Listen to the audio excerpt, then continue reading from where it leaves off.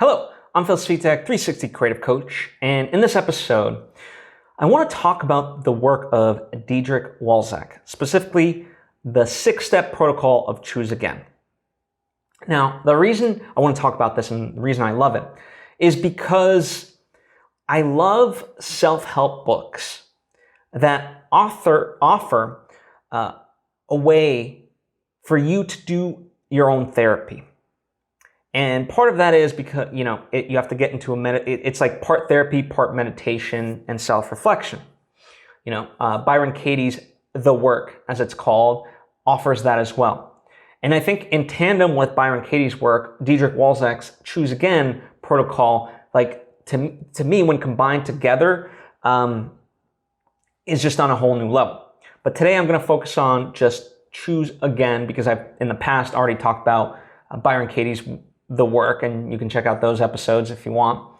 Now, before I get into it, I would like to take the opportunity to invite you to subscribe if you haven't already, that we get all the various lessons and episodes that I teach right when I put them out. So let's get into it. As the name, Choose Again, the 6-step process. So there's 6 steps. And again, the wonderful thing about this is it's free therapy. So I'm going to lay out the steps, but of course I encourage you to read it firsthand from Diedrik Wolsak. Read his book, Choose Again. You can watch his videos online. But I'm going to kind of guide you through it and why, to me, it works and how you can approach it in this way, right? Number 1, admit that something is wrong, that you're upset, that you're not at peace. It's in a lot of, like Alcoholics Anonymous and so forth, the first step is the admittance of a problem. Because if you can't admit the problem, you can't fix the problem because, by not admitting there's a problem, you don't know that there's a problem, right? Simple as that. And you will see this, as I said, in a lot of these sort of self-help aspects. So that's first step. So really identify what that is. Then, as Diedrik Wolsak talks about, the next step, step 2, is really the hardest one. Understand that it's about you. Because there's nothing that, regardless of who did what to you and so forth, you cannot control them. As Byron Katie would say, that is the definition of insanity. All you can do is focus on you. And that's tough because that means, something might not be your fault, but you still have to accept responsibility for it because, you have to pick up the pieces.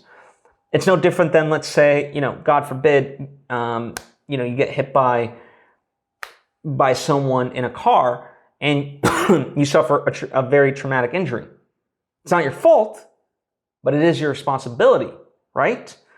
And I think people don't really understand that distinction. And that's why step 2 is really hard, because understanding it is about you. And certain things, other kind of people talk about this.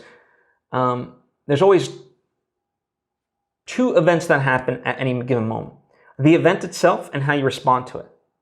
So, for example, in school, you might get a D on a paper. Okay. So that's the event, right? You got the D. But you can't change that event. You already got the D. Now it's about how you're going to react to getting that D. You're going to be pissed off, or you're going to be angry, or you're just going to be like, okay, lesson learned. I got to try harder next time, or whatever the case may be. So that's where really this kind of comes in. Part of it is the accepting of responsibility. You have to almost put a faith into the event that whatever it may have been, there's something being offered here to you. And I can say that with confidence because I'm not the only one to say it. You can look at Edith Eger. You can look at Viktor Frankl. Those are 2 names among many other people, but those 2 particularly, the reason why I bring them up is they both survived the Holocaust. And in spite of that, they found meaning and optimism. Now, is that to say that they're like, hey, everyone should go through the Holocaust because it's such a wonderful experience? No, God, no. Of course not. That's not at all what they're saying. They understand that that was genocide and that was the worst of humanity in terms of, how it was being enacted and the treatment and so forth, right? However, they knew that they had a choice to make. No matter what happened to them, they decided they were going to be masters of their own mind. So whatever happened to their physical bodies, it's not that it wasn't sad, but they weren't going to be touched in their mind.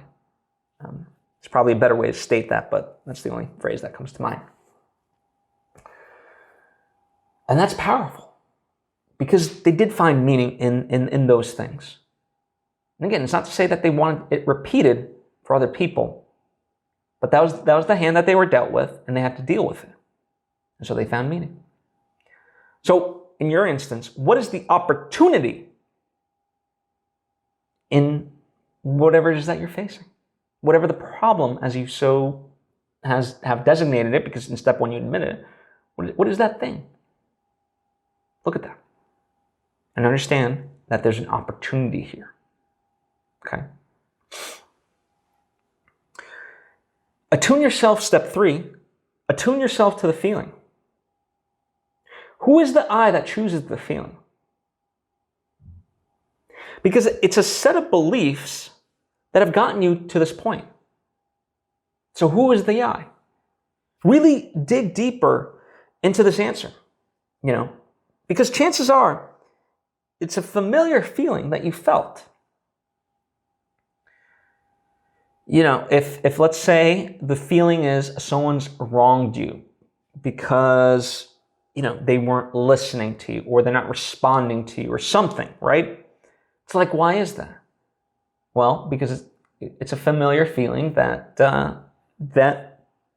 you felt before. So then step 4 is, where did this feeling come from?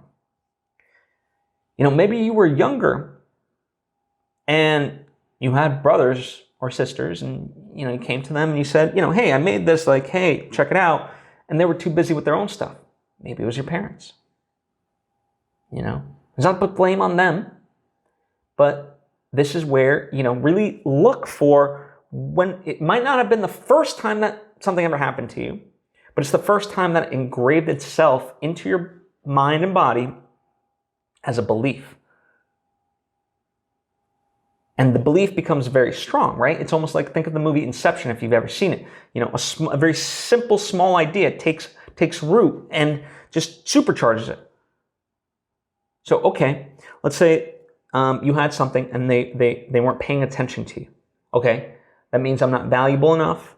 That means in order for me to have value, I have to really push myself to my limit, and whatever I create has to be so exemplary that no one can ignore it. And that becomes your driving force for life, or at least a major aspect of it. We don't know these things, but it's crazy because this becomes our hardwiring.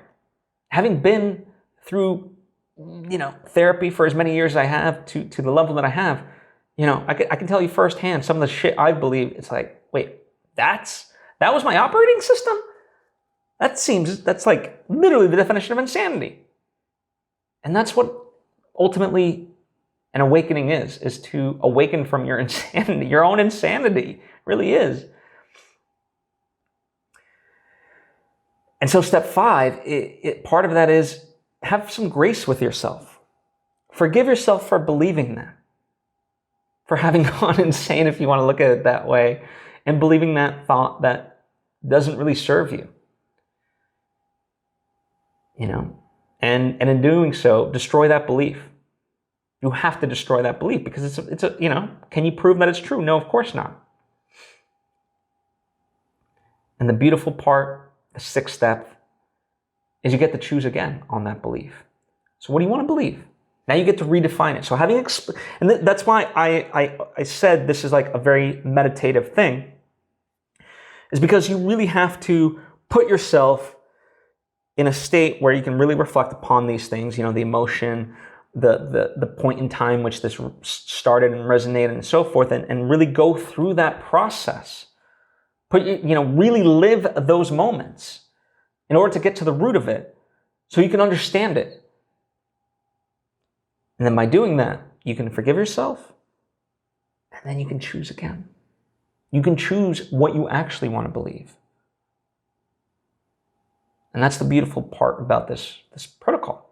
You get to define your life in that sense. And it's not even you get to choose something that you get to choose the truth, right? So in my example, I was talking about like you aren't good enough and so forth. No, the truth is you are good enough. Now, let me be very clear. Am I like advocating that you're supposed to self-aggrandize and so forth? No. But you are enough. Make no doubt about it. And there's power in that, because that's the truth. And that's the beauty to me. All you're doing is ultimately getting rid of the stuff, the insanity, and embracing the truth. That's a wonderful thing. And that's why I think the 6-step process that Diedrik Wolsak has is really powerful. And you can do it for free. And the more you do this, the easier it becomes. And rather than coping through life, you begin to heal yourself. Why cope? We use the word coping as if it's like something to aspire to. No, fuck coping. Heal. Heal. Do that. And this is a way you can do it yourself for free.